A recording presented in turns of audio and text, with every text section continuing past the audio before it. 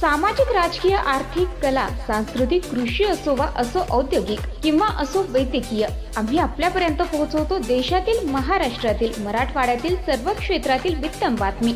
लोकविकास news, खबर महाराष्ट्राची, लोकविकासाची.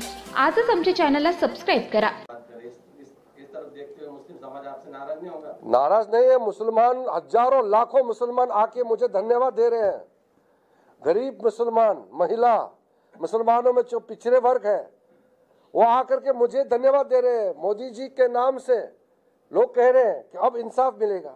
अगर इस देश में मुसलमानों का गरीबी संख्या ज्यादा है, किसने गरीब बनाया मुसलमानों को? जिस पार्टी ने मुसलमानों को वोट बैंक बनाया, मुसलमानों को गरीब क्यों रखा? दुनिया में सबसे ज्यादा वक्त संपत्ति भारत में है, आपको मालूम है? दुनिया में, भारत का ही नहीं दुनिया में. इसमें कुछ लोग गुमराह कराते हैं कि नहीं रेलवे और डिफेंस का ज्यादा है. अरे भाई, रेलवे डिफेंस का जमीन जो है वो देश का है, वो थोड़ी प्राइवेट प्रॉपर्टी है. क्या आप लोग रेलवे में नहीं बैठते क्या? हजारों किलोमीटर रेल में बैठ के चलते हैं, तो रेल का जमीन, रेल का पटरी बिछा है, वो तो देश का संपत्ति है. वक्त संपत्ति दुनिया में सबसे ज्यादा हमारा देश में है, तो गरीबों के लिए क्यों काम नहीं आ रहा है? लाखों करोड़ों का संपत्ति वक्फ बोर्ड के पास है.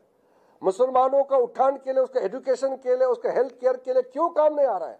हम जो वक्फ बिल लेके आ रहे हैं इसमें पूरा हम ऐसे प्रावधान डाल रहे हैं कि वक्फ बोर्ड प्रॉपर्टी दुनिया में सबसे ज्यादा भारत में है, वो गरीब मुसलमानों का काम आना चाहिए, महिलाओं का काम आना चाहिए, मुसलमान बच्चों के लिए काम आना चाहिए.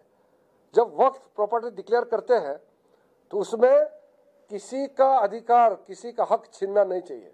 हमने बहुत साफ प्रावधान लेके आए हैं.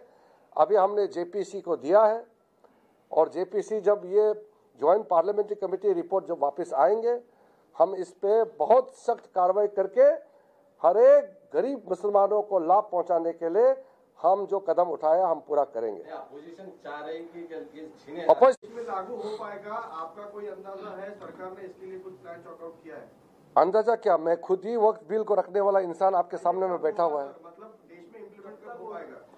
हम तो बहुत जल्दी उसको पास करेंगे, और गरीब मुसलमानों के लिए, महिलाओं के लिए, और मुसलमानों में जो पिछड़े वर्ग हैं, बच्चे हैं, उनको इंसाफ दिलाने में हम ज्यादा समय नहीं लगेंगे. हम इसको जल्दी कराएंगे. चुनाव के टाइम साझेदारी क्यों नहीं की जाती मुसलमानों की? मैंने कह दिया, मैं फिर से कह रहा हूं, आपके माध्यम से आप पूछ रहे हैं बार बार, इसलिए मैं फिर से कह रहा हूं कि सारे देश के मुसलमान भारतीय जनता पार्टी को वोट क्यों नहीं देना चाहिए. मुझे एक पॉइंट बताइए. मोदी जी कोई अच्छा काम करता है, वो सबको लाभ पहुंचता है. बैंक अकाउंट खोलता है, मुसलमानों को लाभ होता है. अगर हम वृद्ध पेंशन देते हैं, बुढ़ापा में अपना इलाज के लिए पैसा देते हैं, सबको मिलते हैं. गैस चूल्हा सबको मिलते हैं. गरीबों को घर बनाता है, सबके लिए है. मोदी जी ने जितना कदम उठाया उसमें क्या मुसलमान किसान नहीं होते हैं क्या? क्या उसमें मुसलमान युवा नहीं होते हैं क्या? मुसलमान महिला नहीं होते हैं क्या? सबको लाभ मिलता है. तो बताइए बीजेपी को क्यों वोट नहीं देना चाहिए? मैं फिर से कहता हूं, कांग्रेस पार्टी को वोट मत दीजिए. 75 साल हो गए, पूरा मुसलमानों को गरीब बना के रखा है कांग्रेस पार्टी ने.